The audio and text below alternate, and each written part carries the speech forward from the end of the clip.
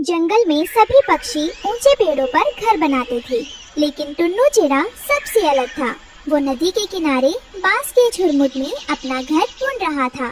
टुन्नू जी, मैं देखती हूँ कि आप बहुत मेहनत कर रहे हैं, लेकिन मेरा मन बहुत घबरा रहा है। हम हमेशा ऊंचे सुरक्षित पेड़ों पर घर बनाते आए हैं, लेकिन आप ये घर बिल्कुल नदी के किनारे इतना नीचे क्यों बना रहे हैं? अगर मानसून में नदी का पानी थोड़ा भी बढ़ गया तो हमारा पूरा घर और हमारे अनमोल अंडे सब डूब जाएंगे। क्या हमें बाकी पक्षियों की तरह किसी ऊंचे मजबूत पेड़ पर ही नहीं चले जाना चाहिए? रानो, तुम चिंता मत करो।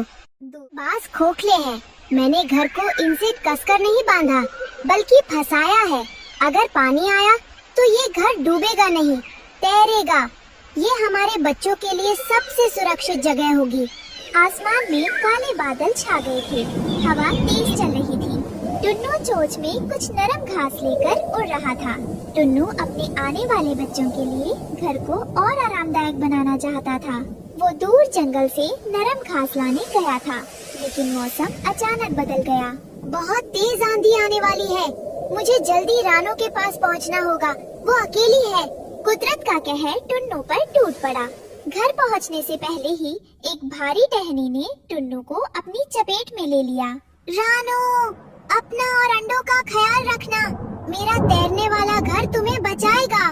टुन्नू की आंखें हमेशा के लिए बंद हो जाती हैं। रानो अपने 3 अंडों को पंखों से ढककर बैठा। हर बारिश शुरू हो चुकी थी। वो दरवाजे की तरफ देख रही थी। रानो पूरी रात टुन्नू का इंतजार करती रही, लेकिन टुन्नू नहीं आया। सुबह उसे जंगल की हवाओं ने बता दिया कि अब टुन्नू कभी वापस नहीं आएगा। टुन्नू जी, ये आपने क्या किया? इतनी जल्दी आप मुझे छोड़कर क्यों चले गए? मैं कैसे मानूं कि आप अब कभी वापस नहीं आएंगे? मेरा दिल टूट रहा है। अब मैं इन छोटे नाजुक बच्चों को अकेले कैसे पालूंगी? और इस भयंकर तूफान में मेरा कौन सहारा बनेगा? मैं अकेली बेसहारा पड़ गई हूँ और मुझे समझ नहीं आ रहा कि मैं क्या करूँ। अगले दिन बारिश हो रही थी। हरिया तोता और हरियाली तोती अपने घोंसले में डरे हुए बैठी थी। नीचे डाल पर बिल्लू बिल्ला बैठा है, जो बारिश से बचने के लिए पेड़ पर। लगातार बारिश से जंगल में पानी भरने लगा।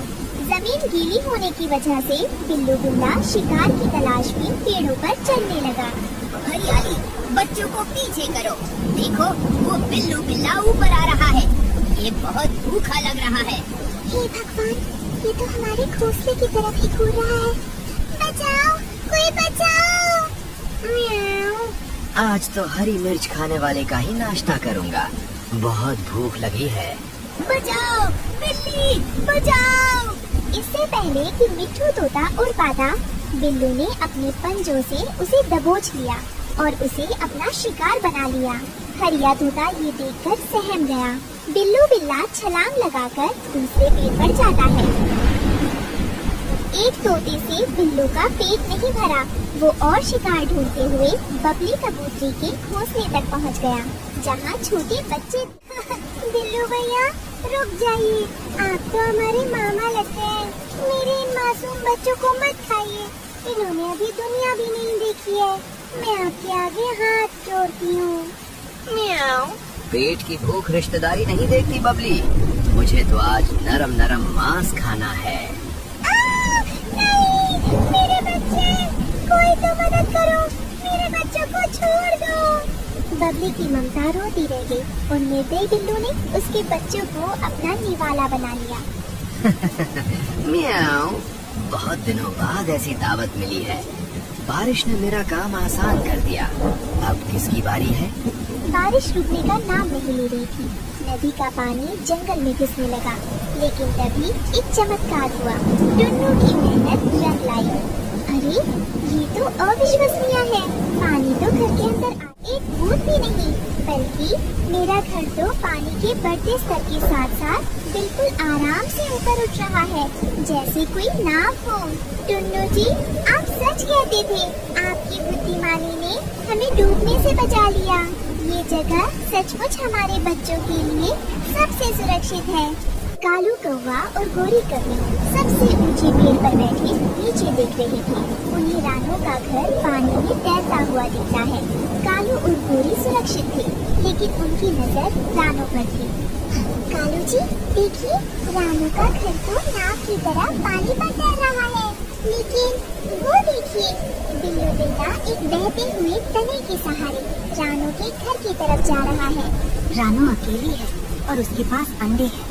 हमें उसकी मदद करनी होगी गोरी, चलो जल्दी। बिल्लू बिल्ला रानू के तैरते घर को देखकर ललचा गया। उसे लगा रानू का शिकार करना सबसे आसान। म्याऊ, रानो, तेरे पति ने क्या बढ़िया नाव बनाई है। दरवाजा खोल, मुझे भूख लगी है, मैं तेरे अंडे खाऊंगा। खबरदार, मेरे बच्चों के पास मत आना, मैं जान दे दूंगी, लेकिन तुम्हें अंदर नहीं आने दूंगी। रानू मौत के सामने खड़ी थी। तभी कालू और गोरी ढाल बनकर आ गए। ए दुष्ट बिल्लू, एक विधवा और बेसहारा पर हमला करते तुझे शर्म नहीं आती? आज हम तुझे इन मासूमों को नहीं खाने देंगे। कालू ने एक जोर की टक्कर बिल्लू बिल्ला को दे मारी।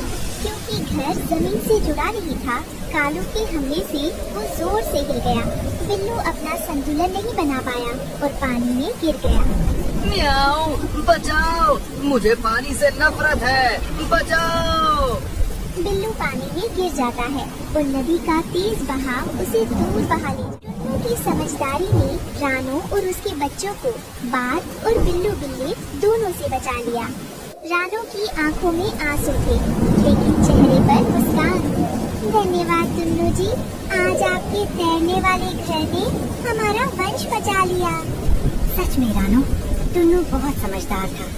उसने साबित कर दिया कि मुसीबत में ताकत से ज्यादा दिमाग काम आता है।